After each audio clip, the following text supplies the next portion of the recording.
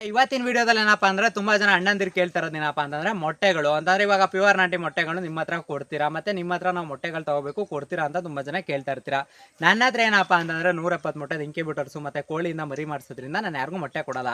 ಆಮೇಲೆ ಇನ್ನೂ ತುಂಬಾ ಜನ ಕಮೆಂಟ್ಸ್ ಅಂತಂದ್ರೆ ನೀವು ಕೇಳ್ತಾರೋ ಪ್ರಶ್ನೆಗೆ ಆನ್ಸರ್ ಕೊಟ್ಬಿಡ್ತೀನಿ. ಎರಡನೇ ಕ್ವಶನ್ ಬಂದು ಏನಪ್ಪಾ ಅಂತಂದ್ರೆ ಈಗ ಮೊಟ್ಟೆಗಳನ್ನ ಎಷ್ಟು ದಿನ ಇಟ್ಕೋಬಹುದು ಅಂತಂದ್ರೆ ಈ ಟೈಮಲ್ಲಿ ಬೇಸಿಗೆಗಾಲದಲ್ಲಿ ಎಷ್ಟು ದಿನ ಇಟ್ಕೋಬಹುದು ಅಂತ ತುಂಬಾ ಜನದ ಕ್ವಶನ್ಸ್ ಇದೆ. ಬಟ್ ಅದ್ರಲ್ಲಿ ಏನಪ್ಪಾ ಅಂದ್ರೆ ನೀವು ಮೊಟ್ಟೆಗಳನ್ನ ಇಟ್ಕೊಳ್ಳೋದು ಅಂತಂದ್ರೆ ಇವಾಗ ನೀವು ಬೇಸಿಗೆಗಾಲದಲ್ಲಿ 10 ರಿಂದ 12 ದಿನ ಅಷ್ಟೇ ಮಿನಿಮಮ್ ನೀವು ಮೊಟ್ಟೆ ಇಡಾಕಾಗೋದು. ಆಮೇಲೆ ನೀವು ಏನೇ ಮಾಡಿದ್ರು ಒಳ್ಳೆ ಹಾಗೆ ಆಗುತ್ತೆ. ಮಿನಿಮಮ್ ಇನ್ನೊಂದು 2-3 ದಿನ ಜಾಸ್ತಿ ಬರ್ಬೋದು ಅಷ್ಟೇ. ಇನ್ನು ಅದ್ರೊಳಗಡೆ ಒಳ್ಳೆ ಹಾಗೆ ಐತವೆ.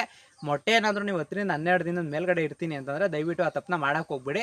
12 ದಿನ ಅಷ್ಟೇ ಮಿನಿಮಮ್ ಇಟ್ಕೊಳ್ಳಿ. 12 ದಿನ ಆದಮೇಲೆ ಇಲ್ಲ ಕೊಟ್ಬಿಡಿ, ಇಲ್ಲ ಬೇಯಿಸ್ಕೊ ತಿನ್ಕೊಳ್ಳಿ, ಇಲ್ಲ ಅಂತಂದ್ರೆ ಕೋಳಿ ಕಾವು ಕುಣಿಸ್ತೀನಿ ಅಂದರೆ ಕಾವು ಕುಣಿಸಿ. ಈಗ ಕಾವು ಕುಣಿಸೋರ್ಗೂ ಅಷ್ಟೇ ಹೇಳ್ತಾ ಇರೋದು, ನೀವೇನಾದರೂ ಕೋಳಿನ ಕಾವು ಕುಣಿಸ್ತೀರಿ ಅಂದ್ರೆ 12 ಮೊಟ್ಟೆ ಕುಣಿಸಿ. ಬೇಸಿಗೆ ಕಾಲ ಸ್ಟಾರ್ಟ್ ಆಗೋಯ್ತು, ಇವಾಗ ಎಷ್ಟೇ ಮರಿ ಮಾಡ್ತವೆ ಅಷ್ಟು ಮರಿ ಮಾಡ್ತವೆ ಅಂದ್ಬಿಟ್ಟು ಏನಾರ ಕುಣಿಸು ಅಂದರೆ ಆ ಮೊಟ್ಟೆ ಲೊಳೆ ಆಗೋದು ಮತ್ತೆ ಕಾವೇನಾರ ಸರಿ ಕಾವು ಜಾಸ್ತಿ ಆದ್ರೂ ಮರಿಗಳು ಸಾಯ್ತವೆ.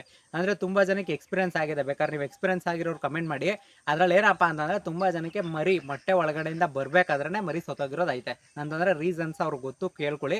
ಮರಿ ಮೊಟ್ಟೆಯಿಂದ ಹೊರಗಡೆ ಬರಬೇಕಾದ್ರೆ ಮರಿ ಸತ್ತೋಗಿರುತ್ತೆ.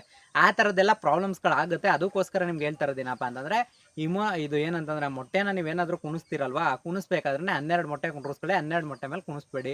ಆಮೇಲೆ ಈಗ ತುಂಬ ಜನ ಏನು ಮಾಡ್ತೀರಾ ಅಂದರೆ ಲೊಳ್ಳೆ ಮೊಟ್ಟೆಗಳನ್ನ ಕೋಳಿ ಮರಿ ಕುಡಿಸ್ಬೋದಾ, ಈ ಥರ ಲೊಳ್ಳೆ ಆಗಿರೋ ಮೊಟ್ಟೆಗಳನ್ನ ಕೋಳಿಗಳು ಕುಡಿತಾವ ಅಂತೆಲ್ಲ ಕೇಳ್ಬೋದು.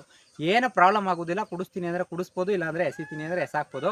ಬಟ್ ಅದೆಲ್ಲ ತುಂಬ ಸ್ಮೆಲ್ ಇರುತ್ತೆ. ಫಾರಮ್ ಹತ್ರ ಜಾಸ್ತಿ ಗಲೀಜು ಮಾಡ್ಕೊಳಕ್ಕೆ ಹೋಗ್ಬಿಡಿ. ಆದಷ್ಟು ನೀಟಾಗಿ ಇಟ್ಕೊಳ್ಳಿ.